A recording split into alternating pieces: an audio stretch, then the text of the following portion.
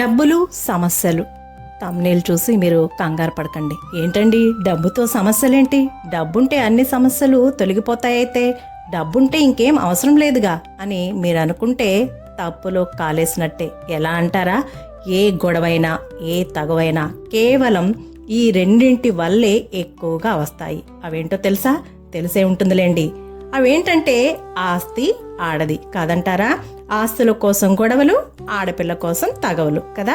Welcome back to Maruti creators. నేను miss Satya ఒమ్మిటి. మీరందరూ ఎప్పుడూ హ్యాపీగా హెల్దీగా నవ్వుతూ ఉండాలని మనస్ఫూర్తిగా కోరుకుంటూ వీడియో స్టార్ట్ చేస్తున్నాను. వీడియో చివరిదాకా చూడండి. ప్లీజ్ లైక్ చేయండి, షేర్ చేయండి.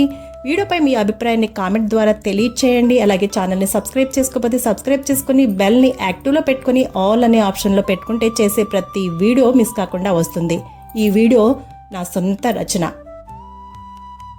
నాది సెకండ్ ఛానల్ కూడా ఉంది. ఆ ఛానల్ లింక్ ఈ వీడియో కింద డిస్క్రిప్షన్లో ఇస్తాను. ఆ ఛానల్ కూడా సబ్స్క్రైబ్ చేసుకుని సపోర్ట్ చేయండి. ఆ ఛానల్లో దేవీ దేవతల అష్టోత్తరాలు, వ్రత కథలు, ఆధ్యాత్మిక విశేషాలు నా సొంత వాయిస్తో చేస్తున్నాను.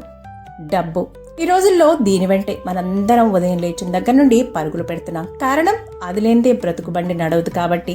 కానీ ఎంత సంపాదించాలి? ఎలా సంపాదించాలి? ఎంత సంపాదిస్తే మనస్సు తృప్తి చెందుతుంది? ఎంత సంపాదించాలి అనే దానికి కొలమానం ఏమీ లేదు. ఎందుకంటే ఎంత సంపాదించినా ఇంకా ఇంకా కావాలి అనే అనిపిస్తూ ఉంటుంది తప్ప తృప్తి ఉండదు చాలా మందికి. అలా తమ సంపాదనతో తృప్తిగా ఆనందంగా బ్రతికేవాడే నిజమైన కోటీశ్వరుడు అనేది నా ఉద్దేశం. కానీ ఎలా సంపాదించాలి అని అంటే మాత్రం దానికి అనేక మార్గాలున్నాయండోయ్. కానీ సన్మార్గ సంపాదన సంతోషాన్ని, సంతృప్తిని ఇస్తుంది అని మరవద్దు. శ్రమ నీ ఆయుధం అయితే విజయం నీ బానిస అవుతుంది అంటారు మన పెద్దలు. కష్టపడే తత్వం నీదైతే సంపాదనకి 1,00,000 మార్గాలుంటాయి. నిజాయితీగా సంపాదించిన సంపద నిలుస్తుంది. అదే అక్రమ సంపాదన ఆవిరైపోతుంది. కష్టపడి సాధించు. నీ సంపాదన నీ కుటుంబానికే కాకుండా ఆర్తులకు అందించే ప్రయత్నం చెయ్యి. అది ₹1 లేదా ₹10 అనేది సమస్య కాదు. సహాయం చేయాలి అని నీకు అనిపించడమే ముఖ్యం. డబ్బుతో సమస్యలు కూడా ఉన్నాయండోయ్. అవేమిటి అంటారా? డబ్బు ఎక్కువ ఉన్న సమస్య, తక్కువ ఉన్న సమస్య. ఎక్కువ ఉంటే ఎక్కువ సమస్యలు, తక్కువ ఉంటే తక్కువ సమస్యలు. ఎక్కువ ఉంటే ఎక్కడ దాయాలా అనేది సమస్య అయితే, ఎవరు దోచేస్తారో అనేది ఇంకొక సమస్య అయితే, తక్కువ ఉంటే తగ్గిందనే సమస్య, సరిపోవడం లేదనే సమస్య.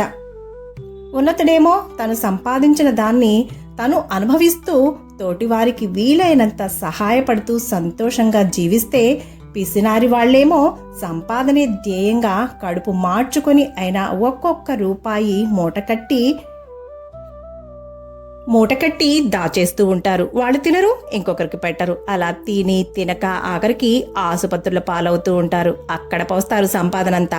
అలా కాదు, ఆరోగ్యం బానే ఉంది అని అనుకుంటే ఇనుప పెట్టెలో మూలుగుతున్న ధనం అంతా ఏదో ఒక రోజు పరుల పాలవడం మాత్రం ఖాయం.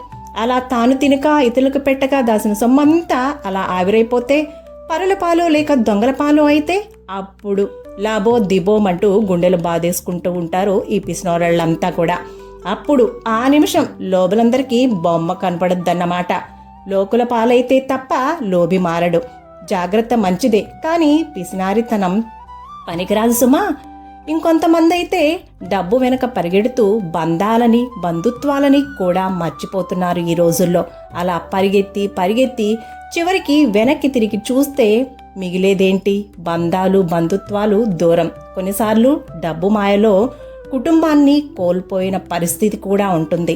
డబ్బు వెనక పరిగెత్తాలి, కానీ ఆ పరుగులో కూడా బంధాలు, బంధుత్వాలని, మన అనుకున్న మన వాళ్ళని కలుపుకుంటూ పరిగెడితే రేపు ఒక రోజు ఆ బంధాలే భరోసాగా నిలబడతాయి. అలా కాకుండా నాకేంటి డబ్బుందిలే అని అహంకారంతో, గర్వంతో మసలుకుంటే మమతలు, మనుషులు దూరం అవుతాయి. డబ్బుతో అన్నీ కొనలేం అని గుర్తుపెట్టుకోండి. మరి మీరు మీ సంపాదనతో సంతోషంగా ఉన్నారా? పిసినారులుగా ఉన్నారా? లేక గర్వంతో ఉన్నారా? ఆలోచించుకోండి. చివరిగా కొన్ని మాటలు. అడ్డమైన ఆడంబరాలతో అల్లరి చిల్లరిగా డబ్బు ఖర్చు చేయకుండా, నాకు లేదు అనే మాట లేకుండా సంతోషంగా, సంతృప్తిగా, ప్రశాంతంగా జీవించే వారే నిజమైన ధనవంతులు. ఇది నా మాట. మరి మీరేమంటారు? కామెంట్ చేయండి.